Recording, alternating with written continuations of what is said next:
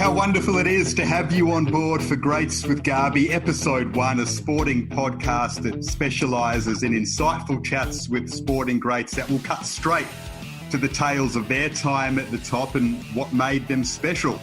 Along with a range of interviews with sporting luminaries, we'll provide insight on the big sporting sagas as they develop and delve into some other areas of sporting culture as well. Let's get going, though, with our inaugural guest, an episode brought to you by ISC Sport, the choice for quality performance gear. Make sure you track them down in Australia, the best sporting gear you can get your hands on. And this man is certainly a great person to have on as our first guest, a man who had to trial with no pay to earn his first A-League contract, and within 8 years of doing so, had made it to the top of world football, captaining Premier League club Crystal Palace and his national team as well, the Socceroos, to 2 World Cups nonetheless, and an Asian Cup triumph as well. And amid all of that, grew the fiercest beard Australia has seen since Ned Kelly. He is Mile Jedinak. He's with me now. Mile, great to speak with you. Great to see you again. I can see you. The people listening can't, because we're on Zoom in the coronavirus world that we live in. And I'm proud to say that that beard is still flourishing. Thanks for joining us. I don't think I can give it justice, mate, with the black top that I'm wearing. But there's a few greys in there as well, but I might add. But yeah, thanks for having me on, Dan. I appreciate it. Well, let's start with the beard since I brought it up off the top. Can you talk us through how it all came? Because I was looking through some photos the other day and I interviewed you, I think, in 2014, and there was nothing there. So I don't think you've shaved once in that time. What was the reason for it and just letting it flourish through your career? I think after that World Cup in Brazil happened, it was tough for everybody. It was tough for myself. It was physically demanding, exhausting, the whole, and I went away on holiday and I thought, I don't know. I never put too much thought to it. It just started to grow. And up until that point, I'd sort of left it and I always got sick of it, and it would, irritate me like it does with most people at the start, and you end up shaving. But decided to leave it, left it right through. I think it had grown for about 3 or 4 months, and then I had to shave. Had a passport photo, or I think it might have been a leave to remain, something to do with my visa over here. And I went to the visa office, the immigration office, and I remember having the shave. And as soon as I did it, I was like, I'll try not to do that again. And then that was leading into the Asian Cup. And then from the Asian Cup onwards, I hadn't shaved. And I haven't shaved since, to be honest with you, a clean shave. So, it's come along quite a way. Did you feel like it added to some sort of intimidating presence on the football field? Did it help you in that regard? I don't know. I used to get a bit of banter from the boys that I'd come up against and whatnot. But to be honest, it was personal preference, personal choice, and, bit more recognisable nonetheless, but it is what it is. I just, like I said, everyone's gotten used to it, and so have I. It's my family back home took a little bit of convincing, particularly my parents, but and my grandparents. But I think they've come to accept it now too. So fantastic. Well, in this coronavirus world, as I said, we're living in, there's probably plenty of beards being grown because people aren't going out too much. What have you been doing? How have you been handling the situation which we're all being faced with? Yeah, obviously it's not something that us in our generation here are used to, and having to adhere to strict guidelines. In terms of movement and social distancing and everything like else over here, it's, it's safe to say we've got it worse than you guys do over there. And obviously Australia's a very safe country, and hopefully it doesn't get to anything near what it's like here. But, the days of, they're all very similar in the sense of, we get up, we do a bit of, some form of exercise. I'll go do the shopping for the house a couple of times a week only. I've tried to limit that down. And then during the day, there's a bit of homeschooling there for the kids and trying to keep them entertained. And, that's pretty much it, really. A bit of cooking in there and, whatever you have to do, you try and make do. And you're making the most of the family time. I think that's the most important thing for myself, is being here and being able to be around at this time and not have to go away and do anything. It obviously makes you realise, what you have and what you've, what you miss, who you miss back home, and, what they're having to go through. And it's, it's glad for things like this, you can speak to people quite regularly now. And I think you're able to speak to people quite regularly, which is good, because a lot of people are in the same predicament as you. So from that point of view, it's been really good. The last we saw, I think, of you in a footballing sense was doing some coaching at Aston Villa. Is that a permanent thing that's going on now? What's the status with that? Yeah, I've been doing some stuff there. I've been doing some stuff for a few months now. Just they've been fortunate enough that they've been willing to help me out in terms of trying to get some qualifications and stuff. We've still one eye on playing. That was the plan. How that's changed, I don't know too much now, but they've helped me out massively in that. Mark Harrison, the academy director, Sean Verity, these guys I've been able to learn a lot of stuff in the last sort of few months, and it's been really, really enjoyable. I've got to meet some really good people and work with some talented kids, and I've been able to influence them in a little way. And if they take a little bit of what I've said to them or what I've tried to sort of help them with, then hopefully it helps them. Fantastic. Is that the desire now? Have you sort of set yourself for being a coach? Listen, it's one thing that's, I'm passionate about, but where it's going to end up, I don't really know. It's hard to sort of analyse these sort of things at this point in time, if I'm honest. It was, I was enjoying it while I was doing it.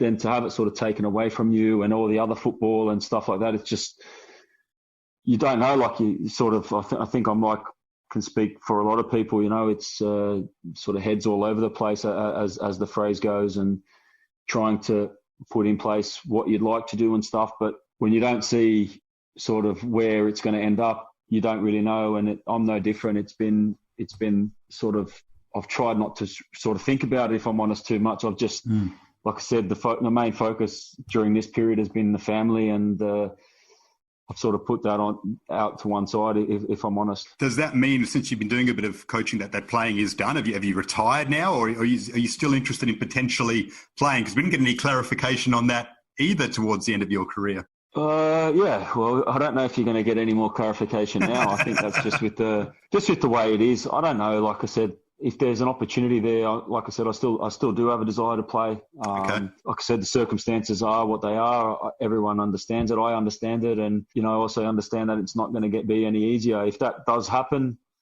if it doesn't happen, then so be it. But, I'm trying to maintain a level of fitness for what hopefully there's an opportunity. If there isn't an opportunity, then I can accept that too. There's been a lot of interest apparently from MacArthur FC, the new club. Have you spoken to them? Would you be interested in that when they come into the A-League for the upcoming season? Listen, I think with all things said, I think, it's been known, there's been speculation out there. There's been a conversation. I wouldn't say there'd be many conversations. There's been a conversation, since that's been a while ago. So just got to wait and see. I don't want, you don't ever rule anything out.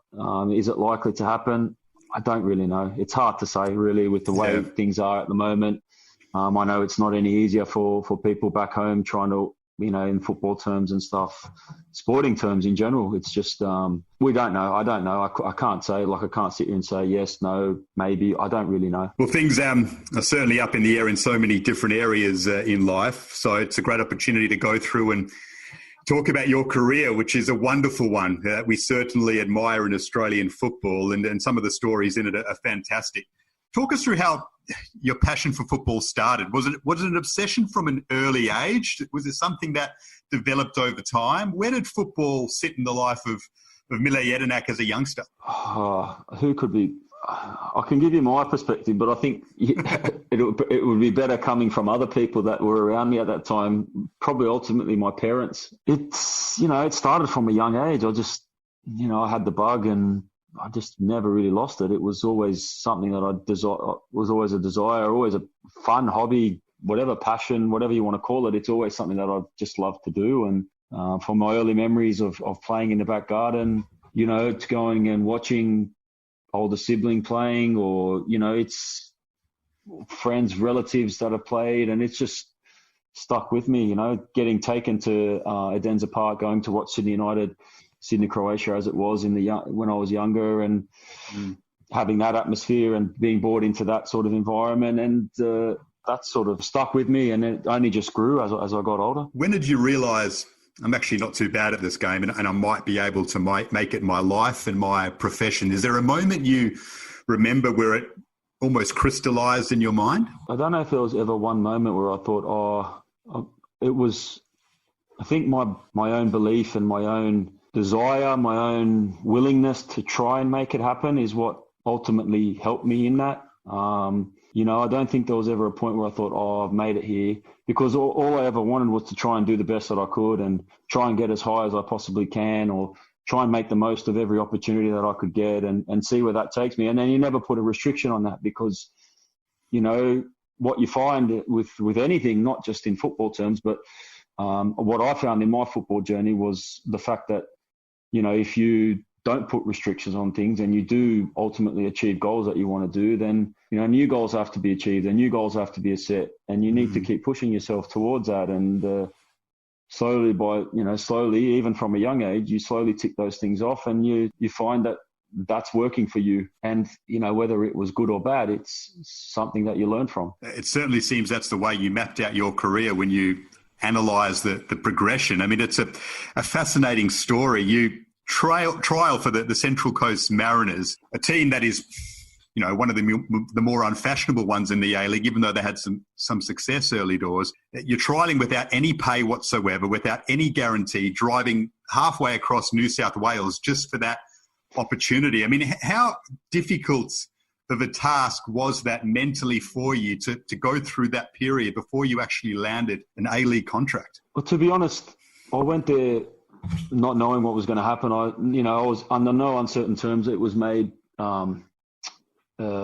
nothing was ever promised to me. Laurie just said to come. Laurie and Fergie were there at the time, and Joe just said to come and train. I actually knew quite quickly that the roster was full. I think the league had just moved. It might have just come to 23 players at that time, and I think they had just filled the roster. And so I just went up there. I continued to do it. And, I was fortunate enough at the time. I was working for my uncle, and he understood, I could go and do the work in a couple of days, and he allowed me to go and do that. And same as my parents, and they allowed me to go and do it. And, I made an impression on them. I fitted in as best as I could. The boys made it really, really easy for me. There was no one there trying to make it difficult for me. But like anywhere, you got to go there and you got to roll your sleeves up. And, I tried to, I listened, that's all it was, listening to how they did things. It was as we perceived it, coming from a, state league environment into a professional environment, they did things differently. They were able to spend more time together on the pitch, and just being in that sort of dynamic and in that environment for me, I knew was going to help me. Whether it led to something or not, I didn't know, but I just knew that if I could get up to sort of those sort of training levels and that, being on that pitch, I knew I'd make an impression one way or another. And that's the way it worked out, fortunately. I spoke to Laurie McKenna earlier today, and he told me a story that on one of your trips up there when you were trialling, again, with no pay, you actually skidded off the freeway on your way into Gosford and were late for a training session in the rain. I mean, when you think back to that moment, was there ever a thought in your mind along the lines of, what on earth am I doing here? I'm driving halfway across the state. I'm not really getting anywhere yet. And now I'm spinning out on the way to a training session I'm only getting paid to attend. It was one of them where I remember it was it was on a bend and slick road. And it was someone that ran into me, and I was like, the training ground, like it was at the stadium at the time, and it's at the top of the hill coming down to the stadium. And I remember getting there and I was down, and I'm like, this has happened. And they're like, are you okay? I'm like, yeah. I called Laurie. I said, listen, I'm going to be late. And he's like, listen, don't worry, as long as you're okay. I was gutted that I was late at the end of the day. Like, I wanted to train. I got there, I made the effort to go up, and I bloody skidded out. And, it was what it was. And I was lucky enough that the car was still drivable and it wasn't too serious. And I got on with it, got training done. The boys sort of said, you okay? Got as much training as I could done. And I got off back up the road, and I remember thinking, what an eventful day. Like, no one's going to believe me, sort of thing. And, but like I said, the next day, forgot about it and just got on with it. So you never really had any thoughts during that time of what am I doing? Is it necessary to do all this? You just sort of got on with it. It doesn't seem like it fazed you too much. At the time, I didn't give it much thought. I think that changed when I got I'd been signed short term a couple of times and I didn't play. Yep. And I didn't get any minutes, and I just thought to myself, okay, like, I've got to the effort of being around this group and being given an opportunity, and It was a conversation I had at one time, and I think it might have been with Fergie, and it was just a brief conversation about, I think it was before a training session. I said, look, I don't know if I'm going to be able to come up as much. I sort of can see how it's panning out, and there's the opportunities are rare. I get it. Like there's obviously there's some loyalty there, and it might be seen as a risk or whatever. And I just said, oh, listen, I might not be able to come as often. I still come, but not as often. And to be honest, I kid you not, like the next day I'm at the office there in town where my uncle and my dad had their office, and I was leaving the office. I think it was like 2:30, and I got the call, and Laurie was like, you need to come up. You're going to play on the weekend. I think that might have been on a Thursday or a Wednesday or a Thursday. And I'm like, I'm in. I said, okay, no problem. So, what had happened in that time, whether there was conversations there, but, they decided that was time for me. And, I really didn't look back since. When you talk about a sliding doors moment, how close you were to maybe taking the foot off the pedal, and maybe things don't eventuate the way they did for your career. And in a day or so, it changes like that. It's fascinating. And then you go on to have success at Central Coast. You win Player of the Year, and you become a mainstay for them, win a Socceroos cap through the Mariners. During that time, did you stop and think, wow, I really worked hard to make this happen? Well, yeah, I always, like, it's never been one for me to not know that you've worked hard to get to that point. For me, it wasn't about that. It was just more of, I was able to be given an opportunity. A mutual friend of that, Laurie and I both know, that had worked at Sydney United for a very long time, and knew Laurie, made that phone call to Laurie to say, listen, come and take a look at this kid. And Laurie, under no uncertain terms, didn't have to do that, but he did that. And I think from that point of view, I got to understand, okay, all I've got to do is the right thing. Now, the right thing for different people means certain things, but for myself, it was just be there as often as you can and give a good impression of yourself. If it leads to something, then great.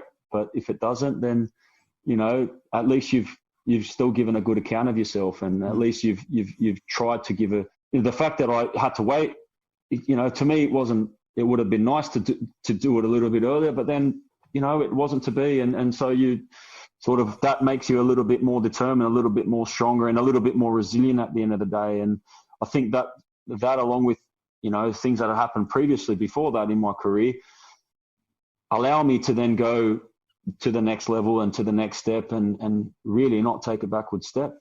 What sort of things? Were you overlooked for other squads? Were you passed over by other coaches at that time?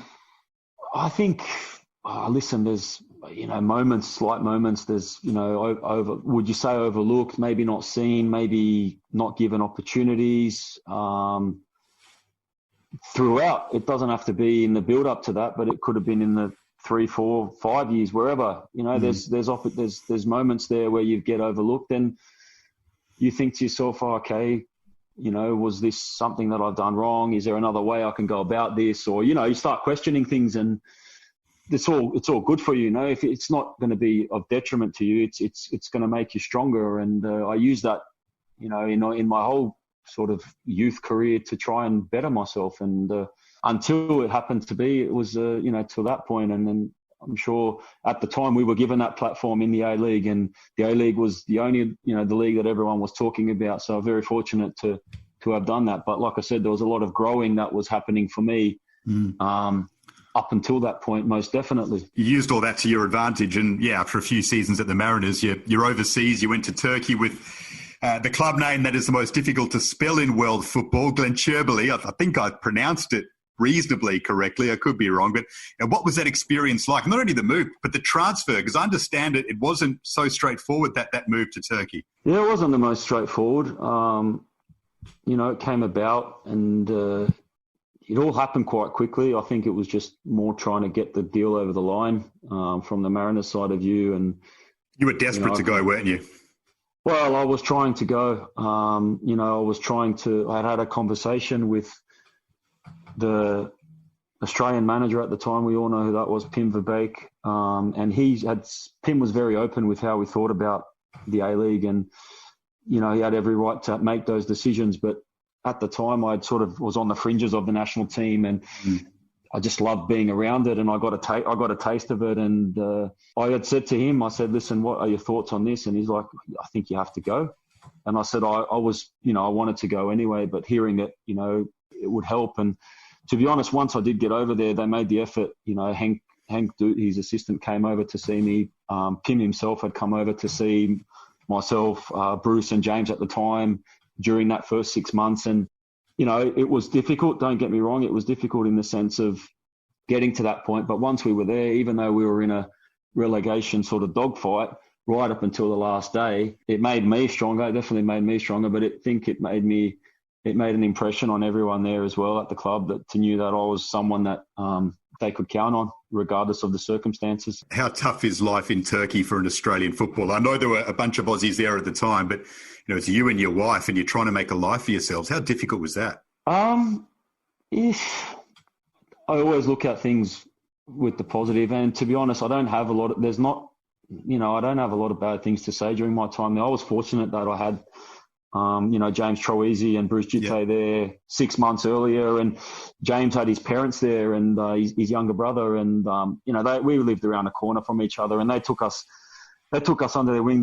James's parents made it very easy for my now wife. I think we were engaged at the time, and my now wife Natalie to settle in, and they showed her the ropes and the markets and fresh food markets and all that, and we just got on with it. I think if we had children at that time, it might have been a bit trickier for us. But the fact that it was just the two of us and we were going on this journey together for the first time, we were just excited. We just made the most of it. Like we used it. There was tricky moments, but we just took it in our stride.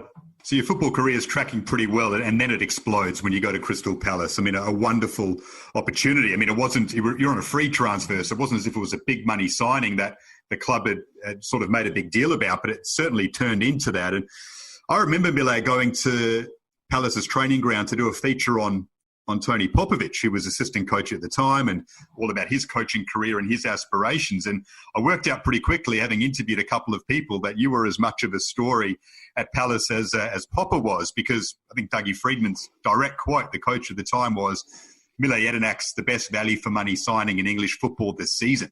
Tony Popovic is the man that said, I basically told Dougie Freedman to sign Mile Jedinak and to take a punt on him, and he did. How much do you owe to Popper with all that in mind, considering how it all went for you at Palace over the years? Oh, listen, there's no question that's for the conversation to be had, to get me over there and stuff, to try and do everything they could to get me over there was, the conversations were happening, and you wait and you do as you do. You get pulled from pillar to post at that time, but I knew quite quickly, having spoken to Popper, having known, gone through his career and, admiring from afar and having played against him, and obviously his soccer with the Socceroos and things like that. My boyhood club, Sydney United, just it all resonated, obviously, as it does. But then to go and see it then and to go and work with him and Dougie at the time, I knew quite quickly that this is sort of the environment that I wanted to be around. And you start analysing sort of things and how it is over there and what can happen. I had, at the time, the championship, I knew about the championship. You obviously don't know how difficult it is. And, everyone said to us, how's it going to happen, or what's going to happen to us? I'm like, oh, yeah, we'll be all right, like whatever. And people were talking about relegation. And even the year we went up, the following year, it was just, people are relegation. I'm like, nah, come on, like we'll be all right. Like we got a chance here. Like I always thought to myself, without saying it to anyone, it was like, no, we'll have a go. We'll have a good go, not knowing like budgets and all the rest of it that comes with it. But yeah, listen, having spent the year with Tony here, getting to know his family, they helped us all settle in. We lived around the corner from each other, him and his wife, the kids. We had one at the time, and then my family came over here, some of them, and got to meet Tony, and it just helped, and it was all part of the process. And they had to integrate me in slowly because I hadn't done the pre-season, and I got to understand that probably more the following year rather than that year.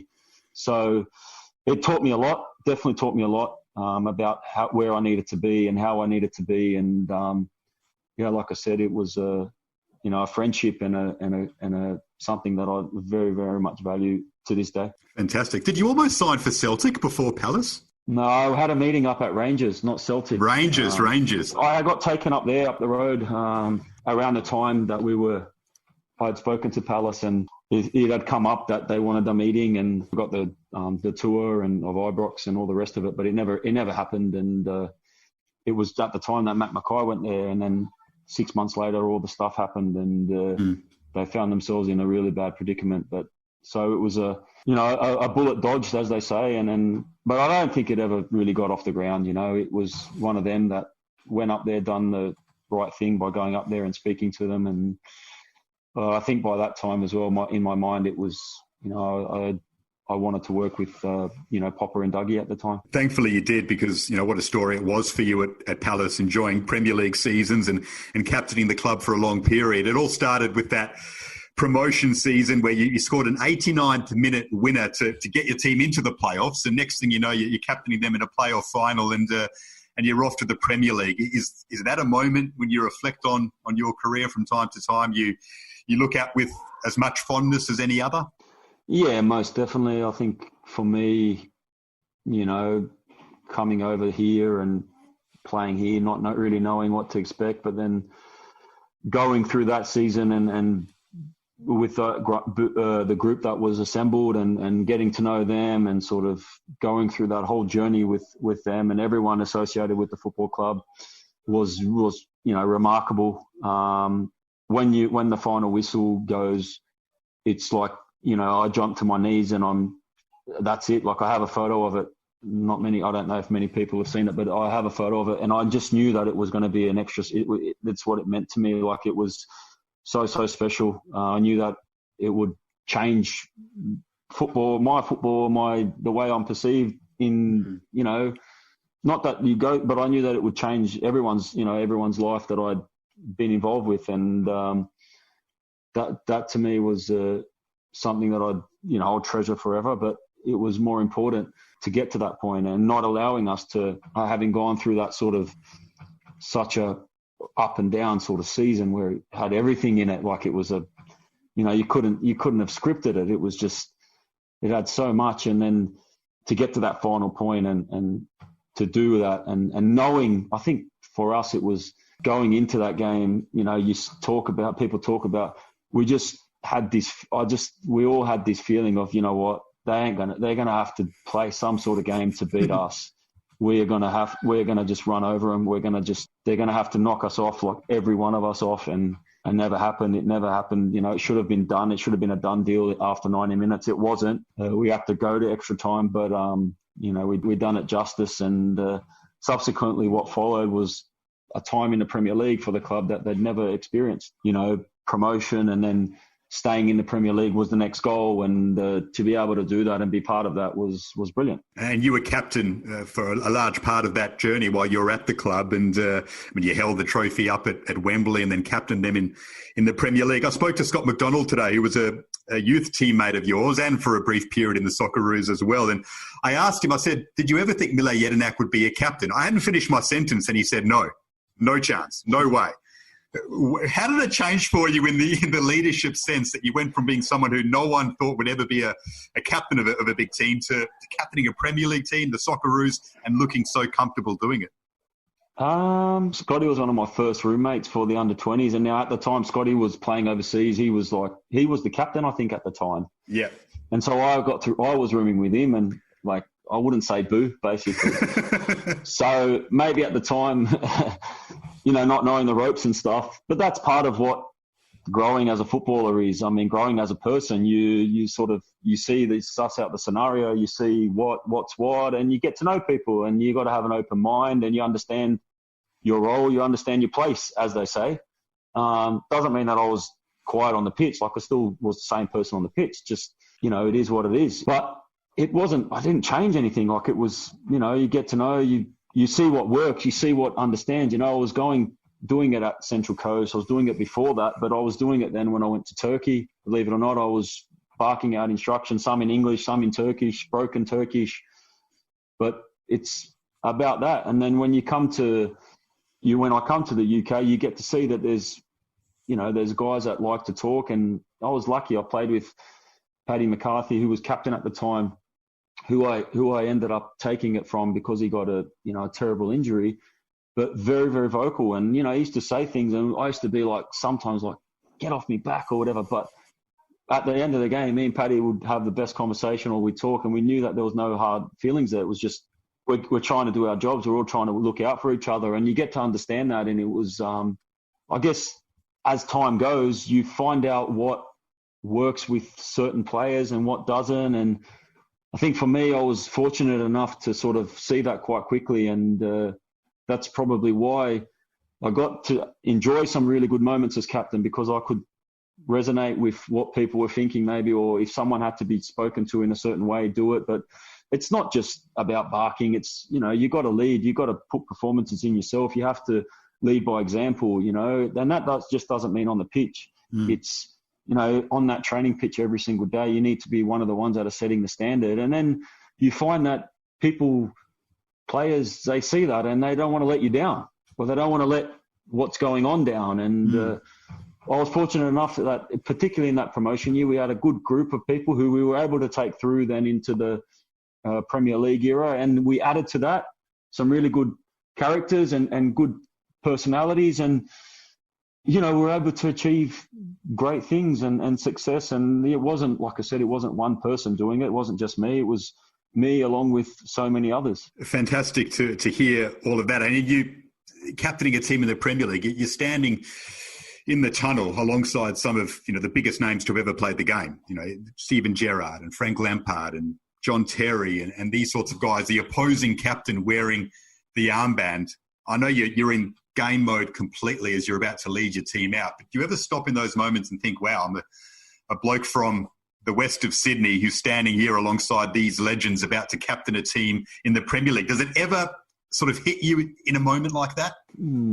I don't know if it does. I think with myself, it was more of a, all right, like, I'm here now, I'm going to show you, like, sort of thing. It wasn't more of a, there's obviously respect and admiration, but when you're in that moment, you just, like, I'm here, like, I'm trying to prove a point, I'm trying to show that I belong, and, all the rest of it, it's, I'm here to show, and I'm going to show, like, that's it. Like, we'll talk, we can have nice, we can, if I see you out, like, we can exchange whatever, handshakes, but I'm here to do a job. I'm here to try and, I wouldn't say, I'm here to try and play the game to the best that we can. And I knew that I had to be in that frame of mind. And I also knew that everyone else had to be in that frame of mind if we ever stood a chance against those big teams. Because if one or two people are off, you get found out, and you learn that quite quickly.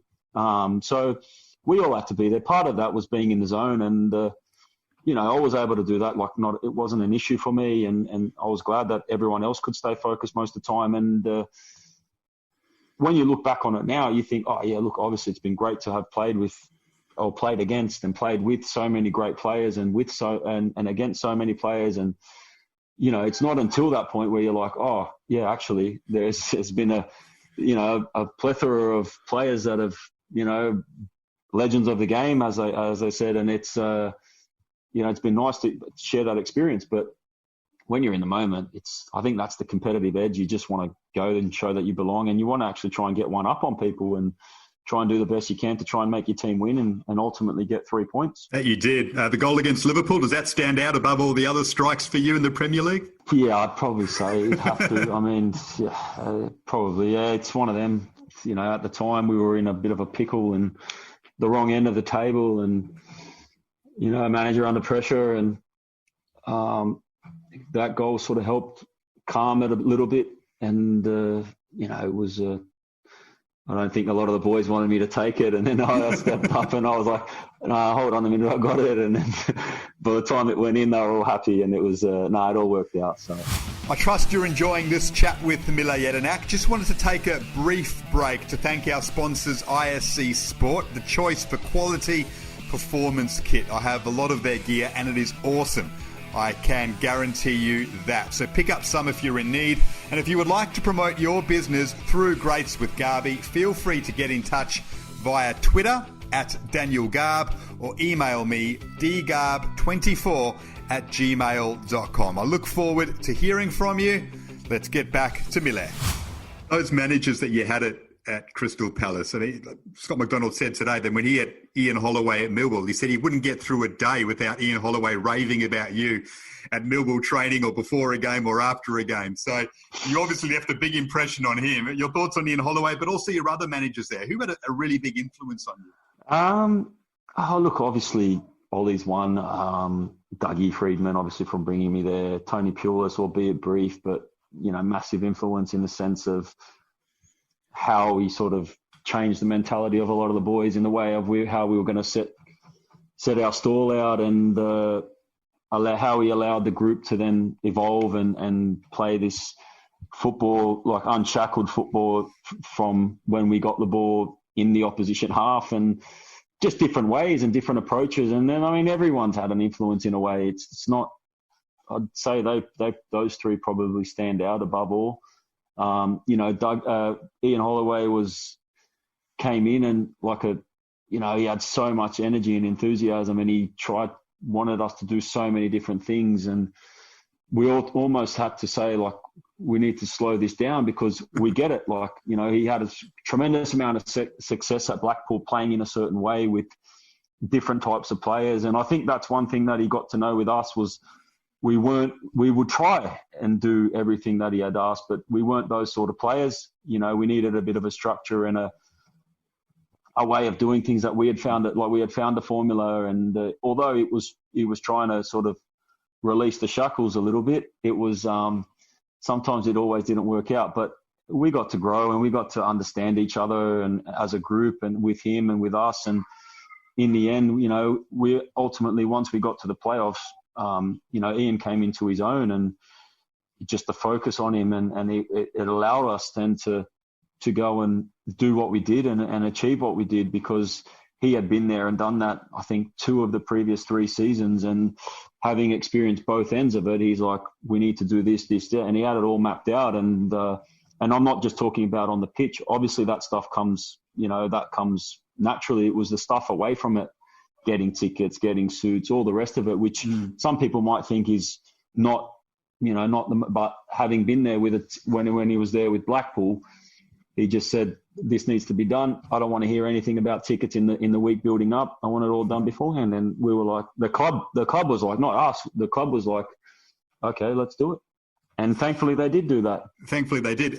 You had a great relationship with the fans as well. Which is obvious. You lead the team to promotion as captain. You captain them well in the Premier League. You captain them in an FA Cup final. You're going to be a hero, and you were a hero and probably a bit of a cult hero as well. What's the relationship like with players and fans on the whole, though? Because there is this perception that Premier League footballers don't care. They earn lots of money and they live a lavish lifestyle and they say all the right things to the fans and clap to the fans, but they couldn't really care. Is that reality or not? Do players genuinely care about winning for those supporters that come every week?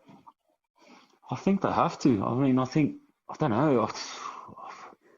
It's a bit harsh to say that they don't care. If you don't care, well, I don't know, it goes to show what sort of person you are. It's more of a, whose hard-earned money is helping ultimately pay your wages. Yeah.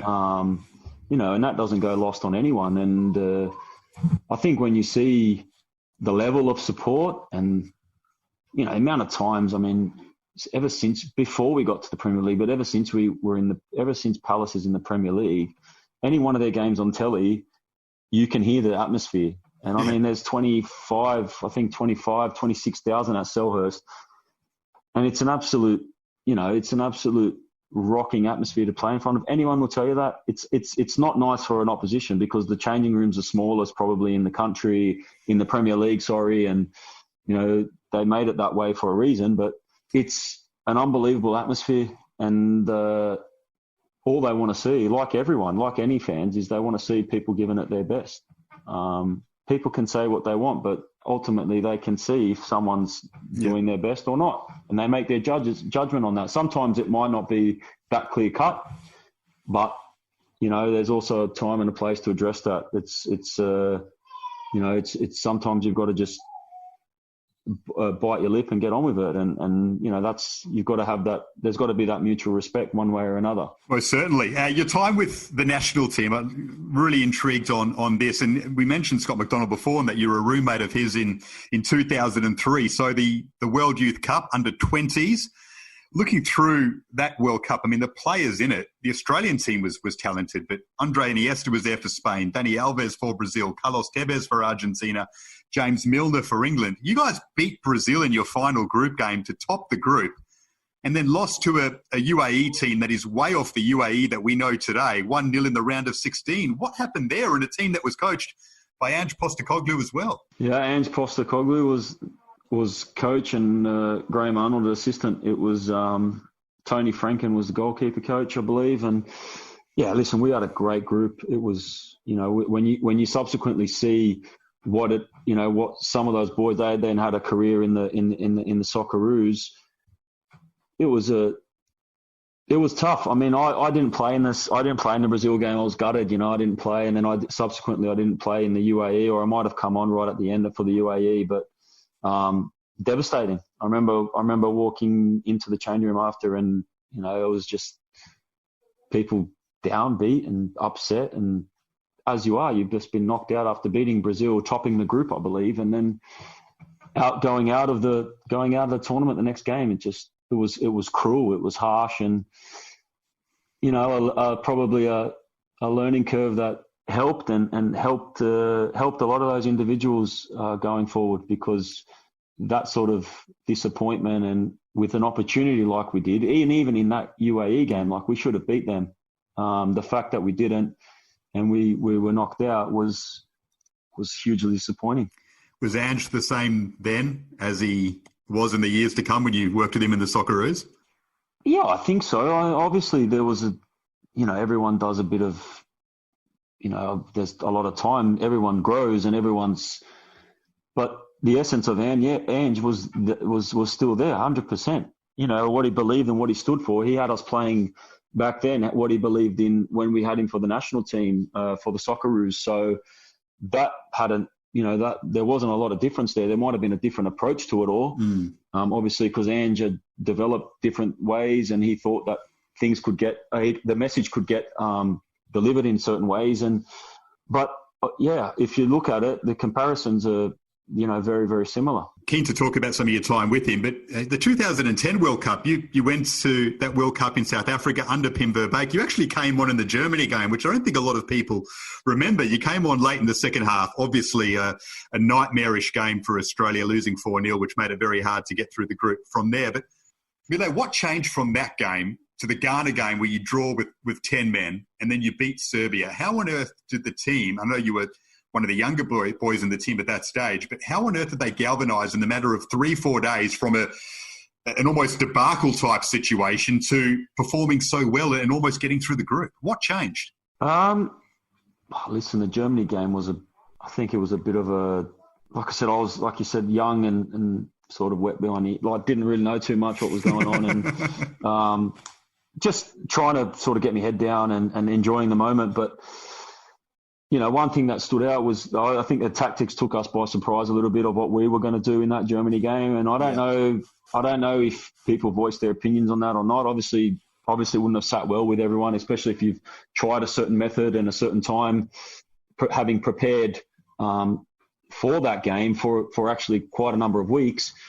Then there's obviously disappointment for players not playing and other decisions. But ultimately, we were the ones there, and we were the only ones that were going to change it. Whether it's a perception or an attitude thing, or just, we're not getting beat here. It's just that determination. And there was big characters there and guys who had experienced an awful lot in football, and they knew how to galvanise the team. And that was a job. It was all of us pitching in and all of us doing what was required. And thankfully, I say thankfully, but I can't. You also walk away from that and you think, Ghana, we could have probably won that game, and had it been 11 men, you never know. And then the Serbia game comes, and I remember that there was I think Maury had missed out; he had got suspended, and they were looking at myself, Millsy, and Megsy, Michael Beecham for the last centre half spot, like just thrown in there. And we were training there at the training ground, and I didn't know, like we were the three of us were doing certain things, and I had no idea what was going to happen. But Meggsy gets the shout, and gratefully, obviously very, very happy for him and pleased for him, and he done a stellar job at that. Up against Nikola Zigic as well. But you know what I mean? And it was just like, it was one of those performances, Brett scores that goal, Timmy, and it just, like I said, we walked away and we won, and it was like, if only the score against Germany was less, if only it was damage limitation against Germany, but it wasn't meant to be, and that's the way it worked out, unfortunately. It was a shame. So did the players just change the attitude themselves, or was it done with Pim Verbeek? From what I know, from what I can gather, it's a combination of everybody, I think. I think everybody had to play a role. I don't think it was I think everyone had to realise that, what happened in the Germany game was the wrong thing. Like, that shouldn't have happened. Regardless, even though they were brilliant. I remember watching from the side, having to come on half an hour to go 10 men against and 4-0 down against Germany. It's not the easiest thing to do, but it was the World Cup. It was my first opportunity at a World Cup. It was probably, didn't know if I was going to get another opportunity at the World Cup, to be honest. So I was going to make the most of it, and I tried to make the most of it. But like I said, even though I did achieve something there, it was still disappointing, the fact that we had lost 4-0 in the way that we did. And, it was, like I said, we had to do some real soul searching quite quickly. And thankfully we had the characters and the players to be able to do that. Thankfully you had 2 more cracks at a World Cup as well, which we'll get to in a moment. But in the lead up to 2014, things were not going well. And that game in France, when you lost 6-0, having lost to Brazil 6-0 a month or two before, I was at that game, and I think it's the only time I've looked at Socceroos players and thought to myself, some of these guys don't necessarily want to be on the pitch. They are looking for an escape route here. It really fell apart drastically. How did it all come to that under Holger, considering the lead up to it was all tracking reasonably well? You qualified for the World Cup and made a final of an Asian Cup. How did it all fall apart to that stage under Holger? It's hard to say. It's hard to sort of pinpoint one thing. I mean, I don't know if it helps playing the arguably 2 of the stronger nations at that time. It's hard to say. I don't know. It's one of them. You look back on it. Did we help ourselves tactically? Was the organisation right? Probably not. Were people, playing out of position potentially? It's hard to say. All I do know is, after those 2 games, it felt horrible. It felt horrible, and it felt like, what was going on. This is not good. We've got it where I think it was, where were we, 7, 8 months out from a World Cup. Yep. No, this can't continue like this. We ain't doing anybody justice. Ourselves, the country, anyone here that's worked this hard to get to this point. So ultimately steps were taken. And Holger, to his credit, like he was, he never shied away from anything. He told players when it needed to be told. And then that was one thing that you could never hold against him. And whatever he told you, you had to adhere to. And that was always the way it was in the Socceroos. And everyone had that respect regardless of the situation. And, we knew that there was, when we knew that there was a change going to happen, we had to step up. Everyone has to step up. Everyone has to dig deep and soul search and look for what it means to play. If that's what you need to do, then go and do it. But everyone had to do a little bit of soul searching. And, thankfully, sort of we did. Obviously, ultimately, we go to Brazil and, okay, people will say, yeah, the performances, but we still, it still didn't work out the way we wanted. And that's another thing that, it's unfortunate, but, it is what it is. But the pride was restored in the national team in Brazil, even though there wasn't a point gained. The performances against Chile and the Dutch, you could tell there was a massive shift in the pride in the national team from the way in which you played with such a young team. I mean, how quickly did you realise that Ange Postecoglou had something special in him as a coach in terms of the impact he was able to have on you as such a young group? Yeah, I think from probably the first camp, which was the Costa Rica game? Yeah, Costa Rica game in Sydney.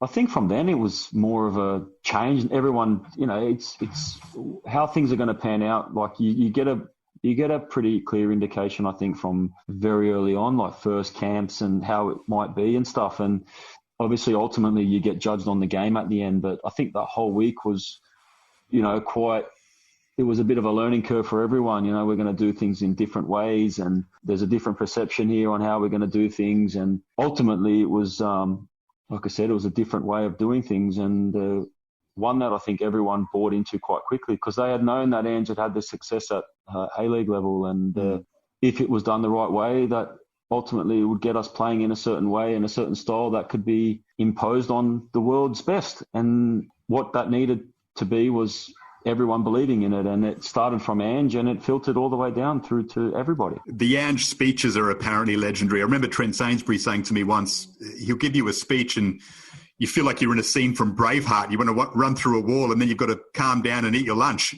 Were they as inspiring as that? Is that what you remember? Ange always chooses his words carefully, and he says things when they need to be said. And like you said, they are very, very inspiring, but they were always there to serve a purpose. It allowed you to have time to get that tension out of your body and then put all that effort into that game that was about to happen. And definitely there was some very, very inspiring things in speeches and things that were done that rubbed off on everybody in that group, including myself, most definitely. One of the more famous moments in the lead up to that World Cup, or infamous, is, of course, the Prime Minister, Tony Abbott, wishing Ange and Mike all the best. Mike, all the best in Brazil. That is your actual name, though, Mile Jedinak. What did you make of all the hoopla surrounding that at the time and subsequently? I didn't make too much of it. I didn't even look at I hadn't even seen the clip until recently. But it is what it is. I'm not going to. What do you do? What can you say? There's nothing to say. There's no comment. There's nothing to say. It is what it is. It's whatever. Like I said, there's not a lot to say about that. Thankfully, everything went well, regardless of what name the Prime Minister called you. And as I said, the pride was restored in the national football team across the country. And then, of course, it goes to a whole nother level when you win the Asian Cup. I mean, that tournament, I remember you saying to me about a month afterwards when I interviewed you, you still get tingles thinking about it. This is a month afterwards. 5 years afterwards, Milo, 5 and a bit years afterwards, do you still have that feeling of pure emotion when you think about leading a nation to an Asian Cup triumph on home soil? Yeah, it's one of them. Like you look back and you think about the journey. I mean, my own time during that time, I had a tough time of it with my ankle, and I didn't play in a few games, and even just getting through that last game, even just getting through the final, like the last half an hour, whatever it is, I'm playing on one leg basically. And it's, all for the cause, all for everything. I did pay when I got back to my club, because I had to rehab it, and I missed quite a few weeks, but would I have changed it? No, it was all worth it. And, it was memories that will last a lifetime with a special group of guys, and doing it. I think ultimately doing it in my backyard in Sydney, having I think about 80 odd people there, and doing that and being able to cherish that with them is his memories forever, I think. 80 odd sounds about right. I've seen the Jedinak gathering at a World Cup. It seems just about spot on. When you have a triumph like that with someone like Ange Postecoglou, Ange is famous for being maybe distant at times with his players. There's not a lot of small talk there. There's not a lot of personal connection. It's all about the job. Did your relationship with him perhaps go to another level because of what you achieved as captain and coach? It's hard to say that it didn't, but up until that point, it had been great. Ange and I had a relationship where if something needed to be said to one another or something needed to be asked of one another, we'd just go out and do it. No hesitations. And Ange made me feel comfortable with that. And I did the same with him. So ultimately, everything that was how our relationship developed, ultimately everything was to do with the team. And our own personal relationships grew. Yeah, fantastic. But our ultimate goal with that is what's best for the group, and it was no different, and it probably did take it to another level when you have gone and achieved something with a manager, with a coach, and with a group of players. I think everyone starts to believe a bit more. Everyone starts to listen a little bit more. And, we were no different from that point. So when he decides to resign in the lead up to Russia, I mean, it was such a hammer blow for everyone in Australian football. And there wasn't a person who wasn't saddened by it. As captain, as a playing group, did you feel let down by the decision? No, not let down. You can't be let down. I mean, ultimately it's a football decision, footballing and a family decision. That's these things happen. Sometimes you got to, as hard as it is, to detach yourself away from the emotion. And it was made. And that you have to respect that. We had gotten to that point with Ange, and Ange had taken us on an incredible journey. And whatever decision was going to be made, you have to respect that. Whether or not it was the easiest thing to accept, that's for every individual to sort of go through the process as you would, as everyone had to. Myself being no different, but ultimately Ange, he had my well wishes and blessings, and it would have been nice to obviously go through him on that journey again. Don't get me wrong, 100%, having been through the tumultuous qualification campaign, but it wasn't to be, and we sort of had to move on quite quickly. As harsh as that sounds, we had to sort of get on with it. He was thinking about something else, and so were we. And it doesn't mean that you don't stay in touch or you don't wish him the best, or he didn't wish us the best. It was far from that. It was, we have to focus on now in order for us to stand sort of any chance in trying to move forward.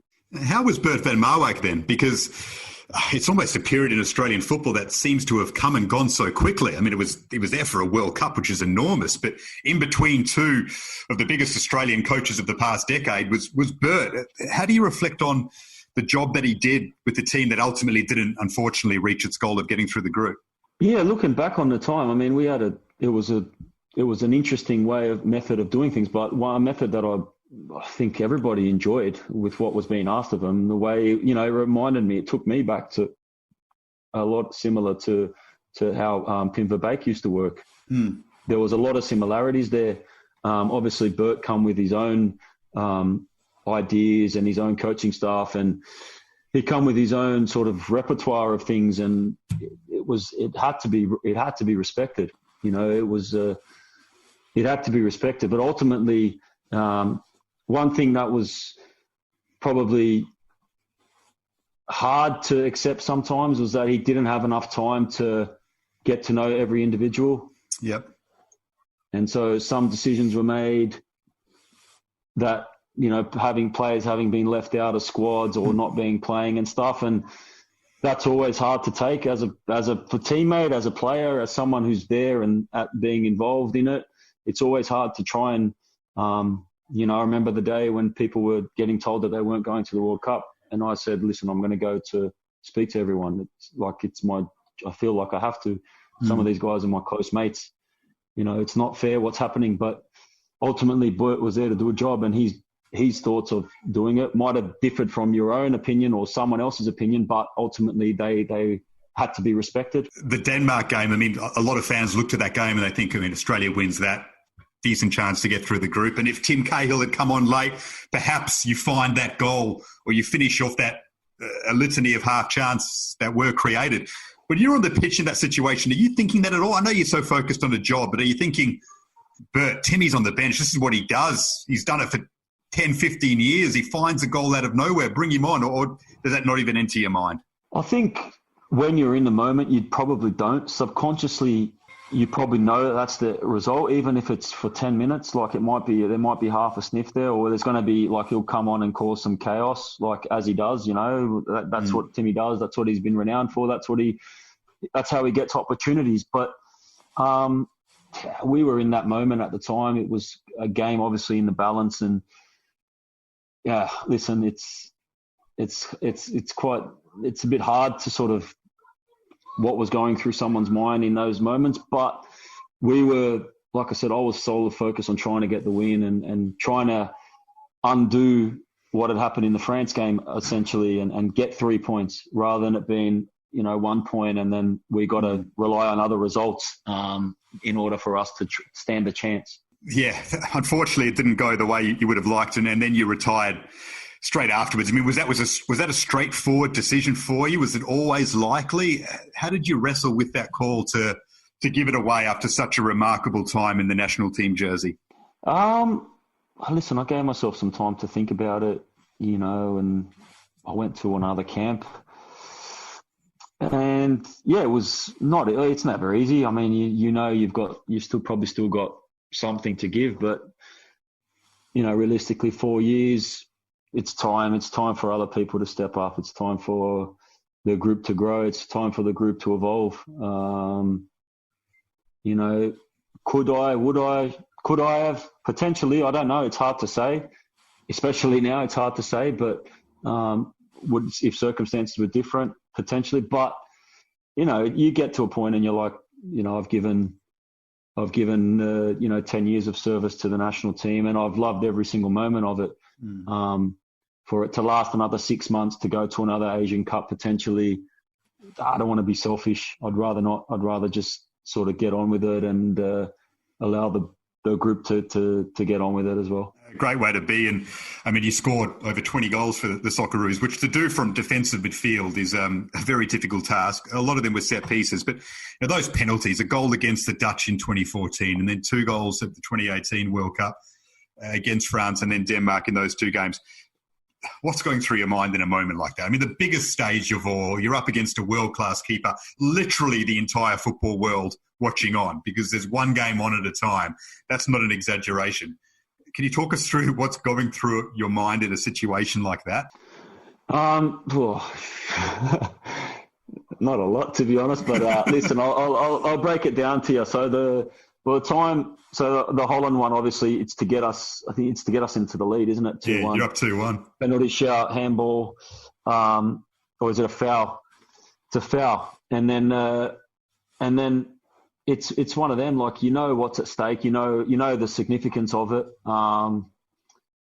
Obviously, the whole same. The things I say all the time. It's just focus. Just get a good contact here, and whatever you can gather from the keeper, try and do it, but just stay focused. Don't get sort of distracted by anything. It's hard. It's easy to say, but obviously there's 40, 50,000 people in the stadium and great atmosphere, and it's bouncing along, and ultimately it's just you and the ball and the keeper, and focus is key, and then making a clear contact is key. The fact that on that Dutch one he goes the wrong way helps. The other 2 as well, they go the wrong way, and it's for the first, particularly the Netherlands one. It was more of a like, boys, now we've scored. It's 2-1. We need to stay focused here. Like 5 minutes after, we need to stay focused. Ultimately, didn't happen, but that was just me sort of being in the zone. The other 2 games, obviously, they were both to draw.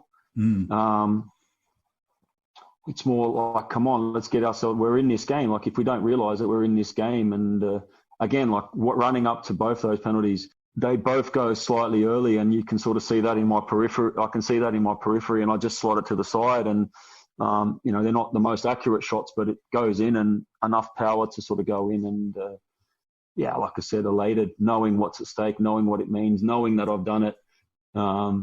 From my family, with my family in the crowd, to be able to see my kids and stuff, and ultimately trying to do the best, best that you can at the time. I remember my wife was telling me one time. She told me this after one of the games. I think it was, it might have been the France. It was one of the 2 of the last World Cup, and I think Cristiano had his saved, or Messi had his saved the day before one of the games, and one of my sons said to my wife, "Oh, I hope Dad scores, but I don't want it to be a penalty." And she was like, "See what this kid, see what they're thinking about." I think he was 7 at the time. Like, what's he thinking about? Like, he looks, and they look into so many things. So once it sort of happened and it went in, everyone was a bit more relieved. So that's the.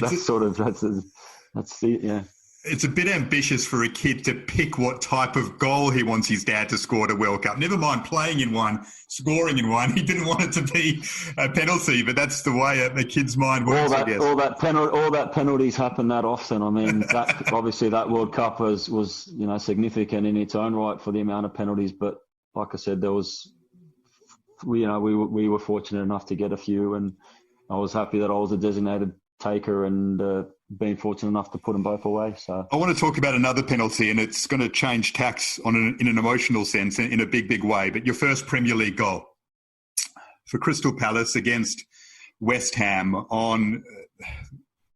for mine, one of the more tragic weeks in Australian football. The week that Dylan Tombides tragically passed away from testicular cancer, a battle with testicular cancer, and you score your first Premier League goal on the day that his father and his brother walk into the middle of Upton Park and lift his shirt up. And the Premier League hasn't had a day of emotion like that, certainly all season long and for a long time before. And West Ham's retired his number, and the club's distraught and Australian football's devastated.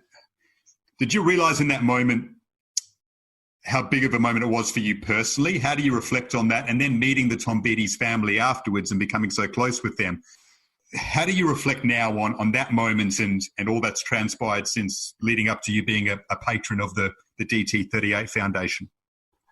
Yeah, I think, obviously I'd followed the story. I'd seen the story. I'd seen the news. But I don't think it quite hit me until, Jim and Taylor came out. I was an opposition player, albeit, captain and an Australian. And then I don't think it'll ever, that moment it's pretty hard to describe. It's pretty hard to sort of say what you feel, how you feel, but there's a tremendous amount of, I think, pride and there's also a lot of hurt, just because of, it's a boy that's been taken far too young and with everything at his feet. And it's not until, with myself particularly, it's not until subsequently after that you understand that. And then, the game pans out. We win the game. I scored, muted celebration.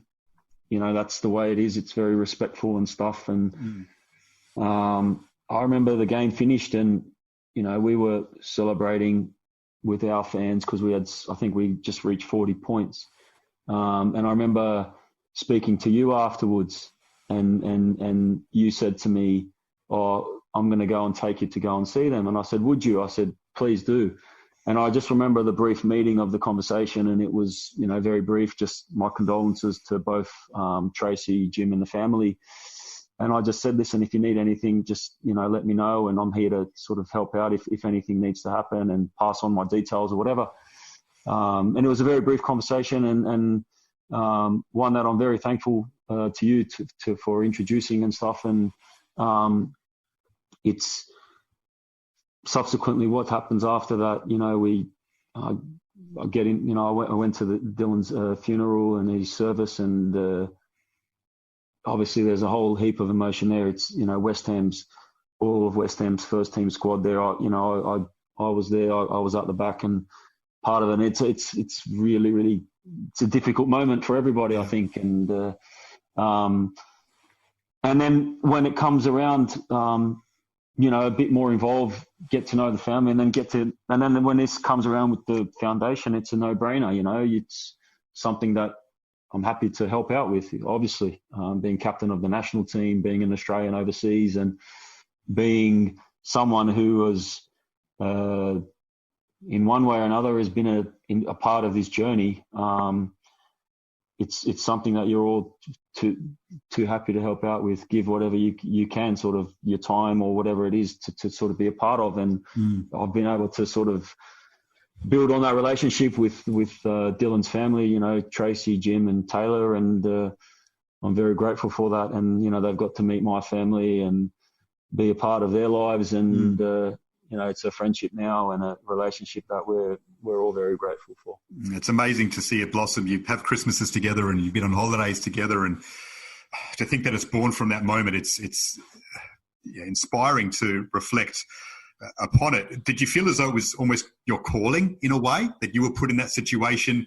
You get on so well with them. I've seen you interact with them. You like a big family, both of you, two sides of it together. But did you feel like it was almost your calling or fate in a way for you to immerse yourself in the foundation because of your direct involvement like that? Yeah, I'd say so. I think maybe if we don't play that day, I don't know what happens. If I'm honest, maybe we don't even I don't even get the introduction that I'd wanted. I just think how it all sort of fell into place. It's the hardest circumstances no one should have to go through. Yeah. Let alone parents of a young and aspiring footballer. To be able to for it all to sort of come together in that sort of way, it was to me, it was a no-brainer. It was like, yep. Yeah, I've got to get involved here. I should be getting involved. The fact that I was living in London in the time helped tremendously. A little bit trickier now, obviously up here, but yeah. A lot of the seeds had been sort of sowed during my time while I was living in London, which I'm really, really grateful for. Fantastic. And look, there is the Dylan Tombides medal now in Australian football for the best youth team performer in a calendar year. And it's important that that annual award is there so that his legacy is preserved. But for anyone who wants to help the foundation, they could use it now along with so many other organisations. DT38, you can find it on the internet. Just find a way to lend your support if you can, because they need it through this time. They haven't been able to hold events which were scheduled throughout the year, which are important to them in terms of revenue raising, and West Ham helps them out a lot as well. So if you can, DT38, get on board and help out Tracy and the team, because as an Australian football family, we should certainly be doing our bit in that regard. Miller, you've got your own boys, of course, a couple of lovely young boys, and family life for you. How is it, and what's their football passion like? Well, I've got four, not two anymore. Four. I've got four. I've lost track since I've moved back. I've upgraded, mate. No, we've had a couple. We've got two more. They're obviously a little bit younger, but look, two older boys. They love football. They love playing. They love, it's a passion of theirs that they like and enjoy, and something that we encourage. Myself, they've got to watch me play at all sorts of venues and see me play on TV and stuff, and it's something that they've obviously taken a liking to, which hasn't been sort of put on them. They just enjoy it, and they're relishing it. They're constantly playing, they're constantly at each other, and it's nice to see that. It's nice to see that they've got that willingness and that that camaraderie. Although they're brothers, they've got that willingness to sort of help each other out, and it's good to see. Could have a Jedinak back four all together one day for a team somewhere in the world, hopefully for the Socceroos one day. They might have a bit more flair than me, mate, so you never know. Well, if they do replicate their father in some way in terms of stature and presence, we'll be happy with that. Milo, we're just about done, but one final fun question to finish. I am putting you on the spot, but for the football lovers out there, they love listening to the answers to these. The best player that you've ever played with and the best player you've ever played against. Ooh. Well, put me on the spot. I've had to do these quite a bit with the kids that I've been coaching at Villa. Man, wow. With's the hardest one, I think. I'm just trying to think. I don't really want to answer with. It's too much. There's too much. There's too many. There's too many egos that could be bruised. No, there's so many. No, honestly, there's so many. And I've had players at different times, like in their careers and stuff. I can just talk. I'll talk about like from a club perspective. I'll give you a couple of names that I really, really enjoyed. They're probably no brainers. One from Palace is Wilfred Zaha. Yeah. Exceptional talent, full of beans. Will try and do what he does to people on the pitch in training to certain people, and it was just great to be in that team with him and see him develop and sort of help nurture him along the way, being part of that journey for him. The other one at Villa would be Jack Grealish. Another one who's very, very like an exceptional talent, who's really, if he puts his mind to, can be whatever he wants to be, and just has to be, like I said, get to levels where he needs to sort of demand that from himself day in, day out, and it'll take him to that next phase. And they're two that I'd probably like to say with from a club perspective. So Grealish and Zaha, smart leaving out your national team teammates. I could understand there'd be a few bruised egos if you went with one above the other. But best you've ever played against, I mean, 2 World Cups. 3 World Cups, sorry. Confederations Cups and the rest. There'd be a fair few to choose from, never mind the Premier League. Oh, there's endless amounts. I think, you look at some of the teams we played against in the World Cup, and even at international level, there's numerous, Robert Lewandowski, the game against Poland, I think he missed the penalty. Aguero, Hazard, I mean, there's been so many. It's hard to sort of pinpoint which one is. Neymar, very, very exceptional talent, exceptional player. There's I can't really put my finger. David Silva stands out a lot as well. Just very, very clever. Iniesta, there's too many. Is there any from a direct central midfield, say Premier League opponent that you matched up on a lot that for whatever reason, you just walked off the pitch going, wow, I mean, that is just 90 of the toughest minutes you could ever go through, like a direct opponent? It wasn't like I never walked away from it thinking 90's like it's been tough. It's just, they'll always score. Yaya Toure is a good example. He was like, every time he played against Palace, like he'd always score.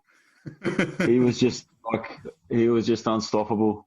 And he was, like I said, he obviously had a fantastic career for Man City and Barcelona and the likes, but just always one of those who'd always pop up with the goal, always find a way. Are there any superstars that you, for whatever reason, you matched up against them and you not got the better of them, but it just seemed to go well? Is there any big name player that for whatever reason when you came up against them, you seemed to have a really good game? I think it's more of, ultimately you sort of judge on the ultimate sort of what the outcome is of the game is. There's been a number of them, but some of the ones I think about, like in the national team, the game we beat Germany away, like those sort of games there where you're thinking, oh, we're actually all right here. Like we're doing all right. We're playing well, but we needed to play well. And I never walk away thinking, oh yeah, ultimately that's what you want to do. You want to get one up on the player you're playing against.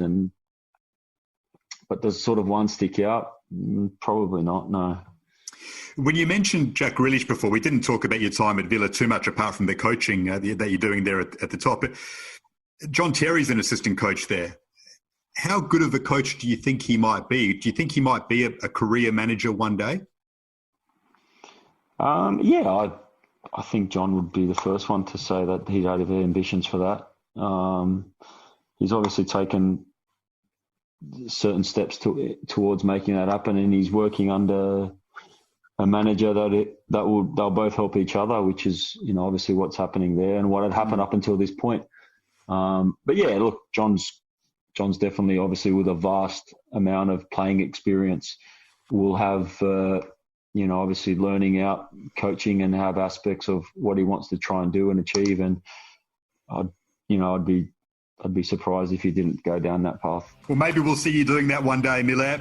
But perhaps there is a playing stint left. You haven't quite closed the book on that, which I think will be of great interest to Australian football fans. Your career has been just an exceptional one, and the story is just so intriguing. And I trust football fans, sports fans in Australia and across the world loved listening to it. Thanks so much for joining me. Really appreciate it, mate, and can only wish you all the best for whatever transpires in the future. No worries. Appreciate it. Thanks for having me on. All the best, Miller. Take care, mate.